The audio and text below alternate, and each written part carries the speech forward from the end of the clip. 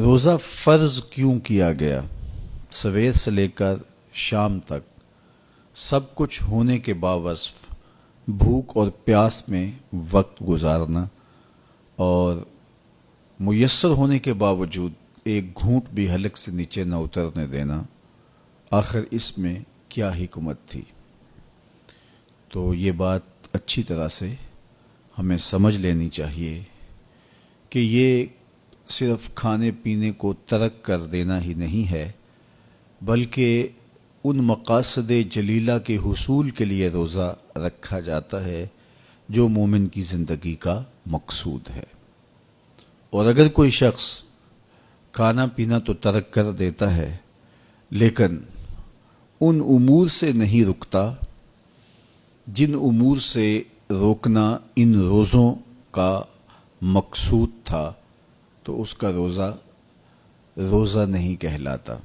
میرے اور آپ کے آقا و مولا حضور نبی رحمت صلی اللہ علیہ وآلہ وسلم نے ارشاد فرمایا، من لم یدع قول الزور والعمل بہ فلیس للہ حاجۃ فی ان یدع طعامہ وشرابہ۔ جس نے جھوٹ اور اس پر عمل کرنا نہ چھوڑا، جھوٹے کام ترک نہیں کیے، اس کا بھوکا اور پیاسا رہنا اللہ کو منظور نہیں۔ اللہ کو کوئی ضرورت نہیں کہ وہ بھوک اور پیاس کاٹے۔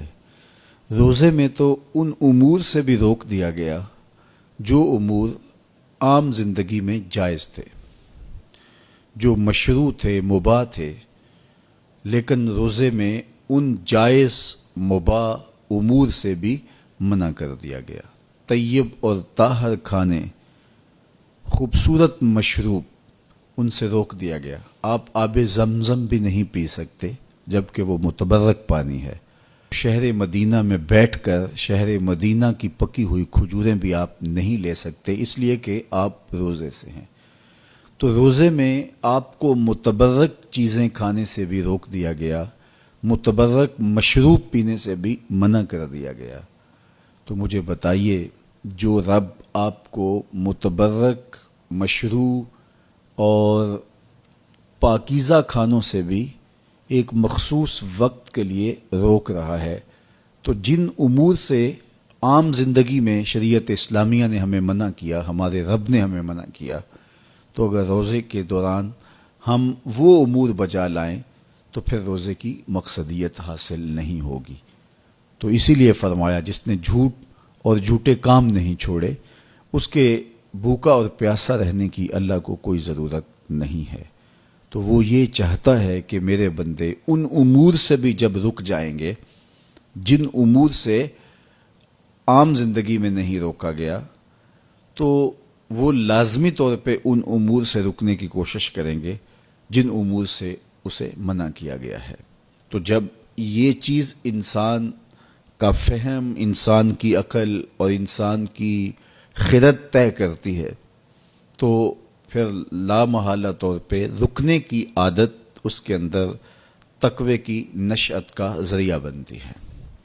آپ نے عمومی طور پہ دیکھا ہوگا کہ رمضان المبارک کا ماہ نور جب اختتام کو پہنچتا ہے، ہمارے سامنے عید کے 2-4 دن بھی یہ مشق رہتی ہے، اچانک کوئی مشروب آیا اور پینے لگے تو رک گئے، وہ کہیں ہمارا روزہ تو نہیں، لیکن پھر خیال آتا نہیں ہم روزے تو نہیں ہیں، آج تو عید کا دن ہے، تو ہم پی لیتے ہیں۔ چونکہ پورا مہینہ دن بھر ہم مشروبات سے رکے رہے اور آج بھی دن کے اجالے میں ہمیں پانی دیا گیا تو ایک دم ہمیں جھجک پیدا ہوئی، لیکن پھر ہمیں یاد آیا کہ اب روزے بیت گئے ہیں اور میں روزے سے نہیں ہوں۔ تو جو چیز جائز اور مشروع تھی، ایک وقت کے لیے اس چیز سے بھی ہم رکے تو ہماری طبیعت کے اندر یہ ملکہ پیدا ہو گیا کہ ہم اس سے رکنے کا مزاج پیدا کر لیتے ہیں۔